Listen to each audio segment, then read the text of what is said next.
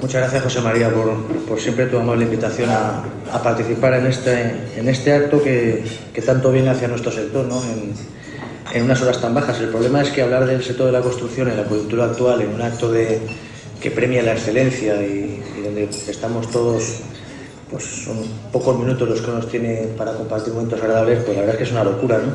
Por suerte me he dejado en la oficina la última previsión, la programación presupuestaria que ha hecho el Gobierno, que ha presentado muy recientemente, que sorprendentemente nadie se ha enterado. Y como voy a hablar de la del mes de abril, ya al decir que felizmente me he dejado la que tenía que hablar en la oficina, pues podréis entender cuáles son las perspectivas que tenemos para los próximos años. Todo puede empeorar, no diré más. Ciñéndome a 2 minutos a hacer una fotografía de cómo está el sector y qué previsiones hay.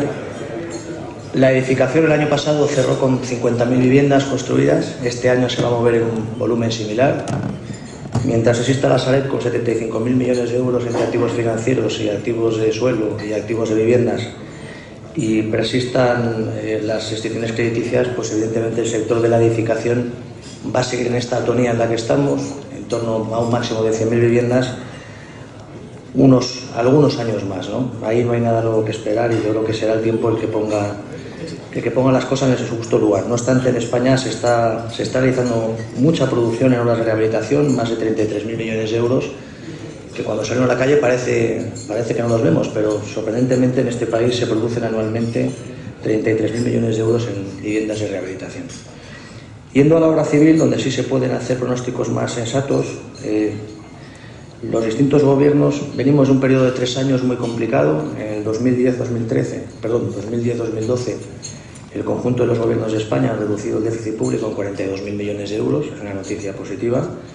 Eso se ha hecho, por un lado, subiendo impuestos por valor de 13.000 millones de euros, maximizando ingresos, y reduciendo gastos de las administraciones públicas por valor de 29.000 millones de euros.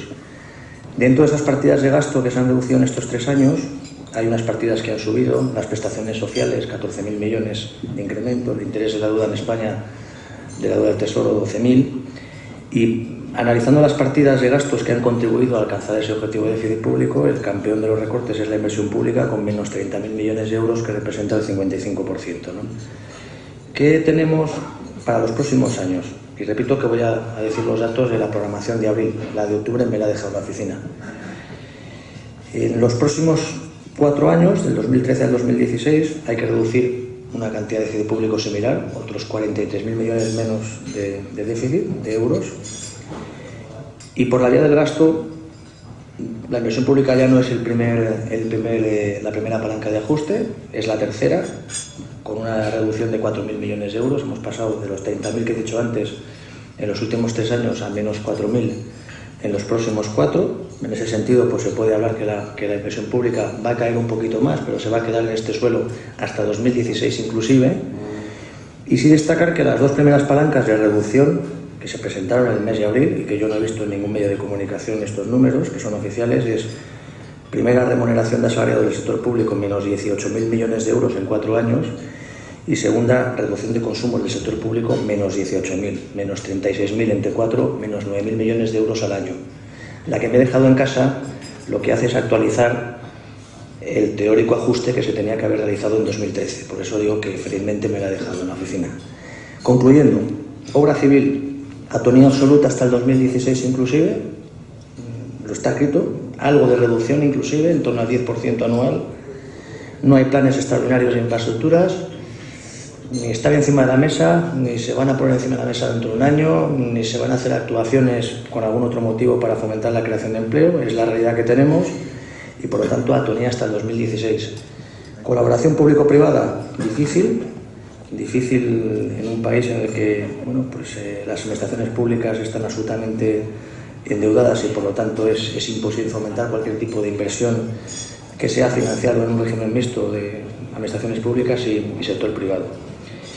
Y edificación, lo que he dicho al principio, 70.000, 55.000 viviendas al año, con posibilidades de desarrollar el campo de la rehabilitación si de verdad el Gobierno pone en marcha medidas de bonificaciones fiscales agresivas, y por lo tanto poco más que decir. Tenemos hasta el 2016 un periodo, años similares al que estamos viviendo, si no algo peores, y confiar en que la coyuntura económica, que al final será quien saque este país de la crisis, pues nos permita estar en la senda de crecimiento lo antes posible. Muchas gracias y perdonar por ser el agorero. Gracias.